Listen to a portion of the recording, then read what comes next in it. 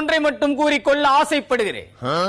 தேர்தலுக்கு முன்னராக நீங்கள் பார்க்கும் இடிதாங்கிக்கும் தேர்தலுக்கு பின் பார்க்க போகும் இடிதாங்கிக்கும் இடையே 6 வித்தியாசத்தை நீங்கள் காணப்போகிறீர்கள்.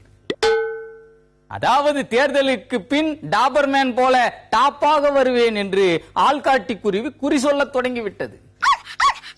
ஆக தேர்தலுக்கு முன்னும் பின்னுமாக இடிதாங்கிக்குள் ஏற்பட போகும் அந்த 6 வித்தியாசத்தை பார்க்க நீங்கள் இப்போதே தயாராக இருக்கும்படி கேட்டுக்கொள்கிறேன்.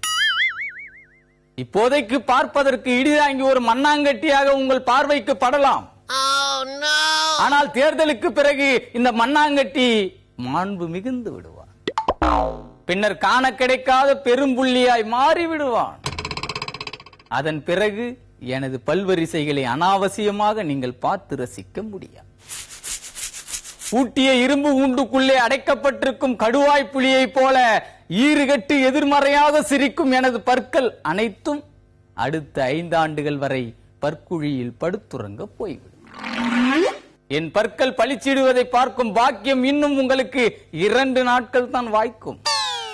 அதனால் வாக்காள பெருமக்கள் அனைவரும் இடிதாங்கியின் பல்வரிசையை பார்த்து பரவசம் கொள்வதற்கு இன்னும் 2 நாட்கள் தான் இருக்கிறது என்று கேட்டுக்கொள்கிறேன். அதன் பிறகு கூப்பிட்ட குரலுக்கு கும்பிட்ட கரத்தோடு தம் கட்டி கொண்டு ஓடோடி வரும் உங்கள் வீட்டு பணியாளனை பாடி அழைத்தாலும் வரமாட்டான்.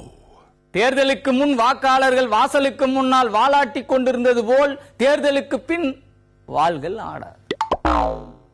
யாகம் வைத்து அழைத்தாலும் வரமாட்டான். ஏனென்றால் அதற்கெல்லாம் நேரம் இருக்காது. ஏனென்றால் கோப்புகள் ரொம்ப முக்கியம். கோப்புகளை புரட்டுவதற்கு நேர பற்றாக்குறையை காரணம் காட்டி ஒரு பற்றாக்குறையான பட்ஜெட்டை தாக்கல் செய்வது அறமாகுமா? அப்படி தாக்கல் செய்தால் மாண்பு மிகுந்த இடிதாங்கி திரும்பவும் மண்ணாங்கட்டியாக மாறிவிட்டான் என்று நீங்கள் சொல்ல மாட்டீர்கள் என்பதற்கு என்ன உத்தரவாதம் இருக்கிறது? நான் ஒரு கவரிமான் என்பதை எல்லோரும் அறிவார்கள். கவரிமான் ஒருபோதும் சொரிமானாக மாறாது. அப்படி மாறினால் காலத்தின் கட்டாயம் என்ற காலரை தூக்கி கொண்டு போக நான் ஒன்றும் சராசரி அரசியல்வாதி அல்ல. கோப்புகளை புரட்டுவதற்கு நேரம் கிடைக்காவிட்டாலும் குறைந்தபட்சம் சிவப்பு நாடாக்களை பிரித்து கட்டுவதற்காகவாவது முயற்சி செய்வான் என்ற உங்களது நம்பிக்கையை காப்பாற்றுவான் என்று உறுதி கூறுகிறேன்.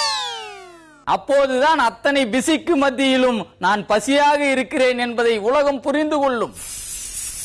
ஆக இடிதாங்கியின் வித்தியாசமான ஆட்சி 6 வித்தியாசங்களோடு அடங்கி விடுவது இல்லை. ஓராண்டுக்கு பிறகு 6 வித்தியாசங்கள் 60 தாண்டலாம். பிறகு ஆரிய கஞ்சி பழங்கஞ்சி என்ற கதையைப் போல 10ஓடு 11ஆய் கட்டெரும்பாகி விடுவார். ஏனென்றால் நாடகமே உலகம். நாளை நடப்பதை யார் அறிவார் என்ற உண்மை உங்களுக்கு தெரியும், எனக்கும் தெரியும். அப்படி தெரிவதால் தான் 5 ஆண்டுக்கு ஒரு முறை இந்த நாடகம் அமர்க்கலமாக அரங்கேறிக் கொண்டிருக்கிறது என்ற உண்மையை கூறி உங்கள் எல்லோரையும் எச்சரித்து விடைபெறுகிறேன். நன்றி, வணக்கம்.